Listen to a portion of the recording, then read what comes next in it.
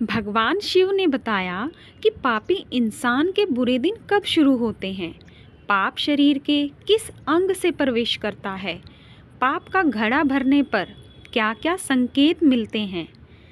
एक बार भगवान शिव माता पार्वती के साथ बैठे थे। तब भगवान शिव कहते हैं, पार्वती, आज मैं तुम्हें एक ऐसी कहानी सुनाने जा रहा हूँ जिस कहानी को सुनने के बाद तुम्हें 3 ज्ञान की बातें प्राप्त होंगी। पहली बात, पापी इंसान के बुरे दिन कब शुरू होते हैं। दूसरी बात, पाप शरीर के किस अंग से प्रवेश करता है। और तीसरी बात, पाप का घड़ा भरने पर कौन कौन से संकेत मिलते हैं।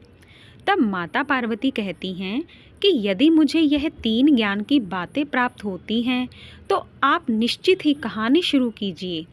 भगवान शिव कहते हैं, पार्वती, एक गांव में 2 मित्र रहते थे। बचपन में उनमें बहुत ही मित्रता थी। एक का नाम था पाप बुद्धि और दूसरे का नाम था धर्म बुद्धि। पाप बुद्धि के काम करने पे जरा भी डर नहीं था।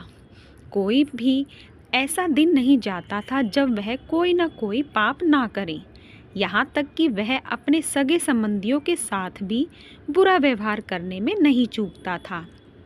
वहीं दूसरा मित्र जो धर्म बुद्धि था, सदा अच्छे अच्छे काम ही किया करता था। वह अपने मित्रों की कठिनाइयों को दूर करने के लिए हमेशा तैयार रहता था। वह अपने चरित्र के कारण काफ़ी प्रसिद्ध था। धर्म बुद्धि को अपने परिवार का पालन पोषण करना पड़ता था, इसलिए वह बड़ी कठिनाइयों से धन की पूर्ति करता था। वहीं एक दिन पाप बुद्धि ने धर्म बुद्धि के पास जाकर कहा कि भाई, तूने कभी भी किसी दूसरे स्थान की यात्रा नहीं की है, इसलिए तुझे किसी और स्थान की जानकारी भी नहीं है। जब तेरे बेटे नाती उन स्थानों के बारे में पूछेंगे तो तू उनको क्या जवाब देगा।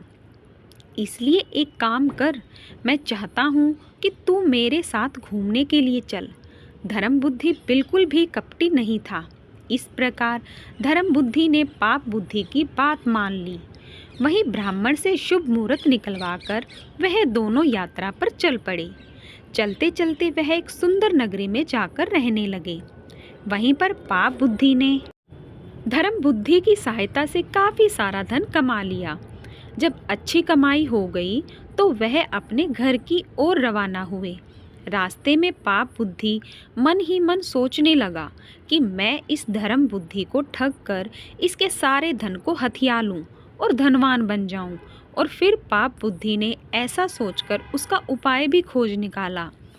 पाप बुद्धि और धर्म बुद्धि दोनों जब गांव के निकट पहुँचे तो पाप बुद्धि ने धर्म बुद्धि से कहा, यह सारा धन हमें गांव में ले जाना ठीक नहीं है।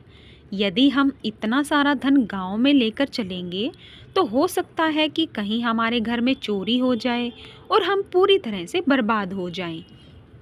पाप बुद्धि कहने लगा, भाई, अगर हम सारा धन गांव लेकर गए तो और भाई इसे बंटवा लेंगे और हमारा जीना मुश्किल हो जाएगा।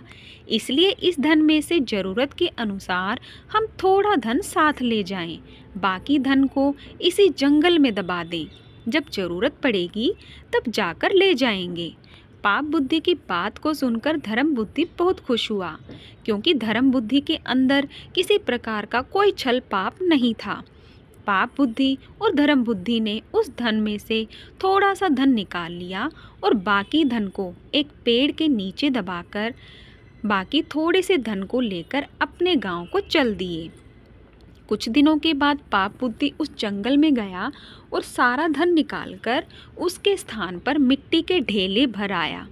उसने वह सारा धन अपने घर में छुपा लिया।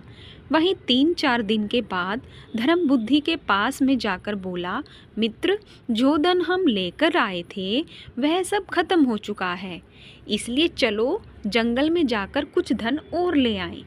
वहीं पाप बुद्धि की बात सुनकर धर्म बुद्धि भी उसकी बात मान गया और फिर अगले दिन दोनों मित्र जंगल में पहुँचे। उन्होंने गुप्त धन वाली जगह काफ़ी गहरी खोद डाली, परंतु धन का कहीं पर भी कुछ पता नहीं था। इस पर पाप बुद्धि ने बड़े क्रोध के साथ कहा, धर्म बुद्धि, यह धन तूने चुराया है। वही धर्म बुद्धि को भी बहुत तेज गुस्सा आया और उसने कहा, यह धन मैंने नहीं लिया। मैंने आज तक अपनी जिंदगी में ऐसा काम कभी नहीं किया। यह धन चुराना तेरा ही काम है। फिर पाप बुद्धि ने कहा, मैंने नहीं चुराया है, तुमने ही चुराया है। तू सच सच बता दे, नहीं तो मैं राजा से तुम्हारी शिकायत करूँगा। वहीं धर्म बुद्धि ने पाप बुद्धि की बात को स्वीकार किया। दोनों राजा के पास पहुँचे।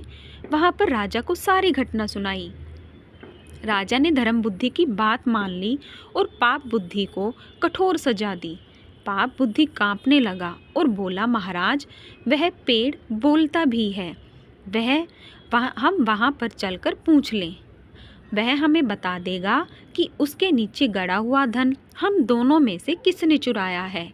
पाप बुद्धि की बात राजा ने मान ली और उन दोनों को साथ लेकर वहाँ जाने का निश्चय किया।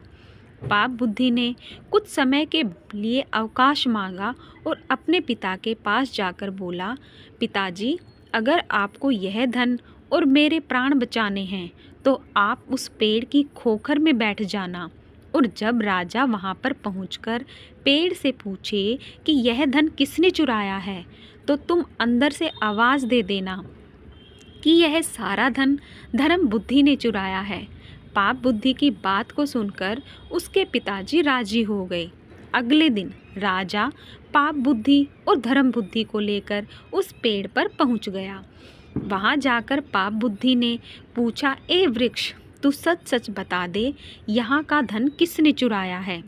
वहीं पेड़ के अंदर से आई आवाज़ को सुनकर राजा ने धर्म बुद्धि को कठोर दंड दिया। वहीं धर्म बुद्धि ने कहा, महाराज, आप मुझे चाहे जो भी सज़ा दे दें, मगर सज़ा देने से पहले मेरा एक काम कर दें कि मुझे इस वृक्ष को आग लगाने की आज्ञा दे दें। मैं इस वृक्ष को आग लगा दूंगा। उसके बाद जो भी उचित दंड हो मैं उसे स्वीकार कर लूँगा। वहीं धर्म बुद्धि की बात राजा ने स्वीकार कर ली और राजा की आज्ञा पाकर धर्म बुद्धि ने उस पेड़ के चारों ओर मिट्टी के तेल के छींटे तथा उपले लगाकर आग लगा दी। वहीं कुछ ही क्षणों में पाप बुद्धि का पिता जलने लगा और चिल्लाने लगा, अरे मैं मरे जा रहा हूँ, मुझे बचाओ। अपने पिता के अध जले शरीर को पाप बुद्धि ने बाहर निकाला तो सच्चाई का पता चल गया। इस पर पाप बुद्धि को राजा ने मृत्यु दंड की सजा दी और वही धर्म बुद्धि को खुशी खुशी अपने घर लौट गया। भगवान शिव कहते हैं, पार्वती, अब इस कहानी से पहली सीख मिलती है कि पापी इंसान के बुरे दिन कब शुरू होते हैं।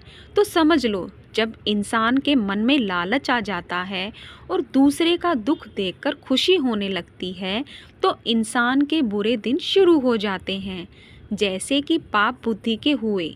वहीं भगवान शिव आगे कहते हैं, पार्वती, दूसरी सीख मिलती है कि पाप शरीर के किस अंग से प्रवेश करता है।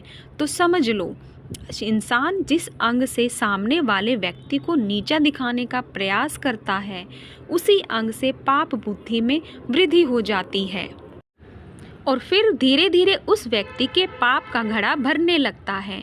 वहीं भगवान शिव कहते हैं, पार्वती, अब तीसरी सीख इस कहानी से मिलती है कि पाप का घड़ा भरने पर कौन कौन से संकेत मिलते हैं। तो समझ लो, जब पाप का घड़ा भर जाता है तो व्यक्ति के पतन की शुरुआत होने लगती है, जहाँ से वह कभी उभर नहीं पाता है। वही संकेत मिलने लगते हैं। वह व्यक्ति ऐसी गलतियां करता है कि उसके सगे संबंधी भी मुंह मोड़ लेने को मजबूर हो जाते हैं। सामाजिक इज्जत भी धूल में मिल जाती है। वह गलतियों पर गलती करता जाता है। बुद्धि पूरी तरह से काम करना बंद कर देती है। अगर किसी व्यक्ति को इस प्रकार के संकेत मिलते हैं तो समझ लो कि उसके पाप का घड़ा भर गया है, बस उसको केवल सजा मिलनी बाकी है। इसलिए हमेशा व्यक्ति को धर्म के रास्ते पर चलना चाहिए और कभी भी किसी के साथ छल कपट नहीं करना चाहिए। ऐसी भावना इंसान के अंदर होनी चाहिए। यदि ऐसी भावना इंसान के अंदर होती है तो उसके जीवन में कोई कष्ट नहीं आता। हर हर महादेव। अगर वीडियो पसंद आई तो हमारे चैनल को सब्सक्राइब करें और वीडियो को एक लाइक ज़रूर करें। धन्यवाद।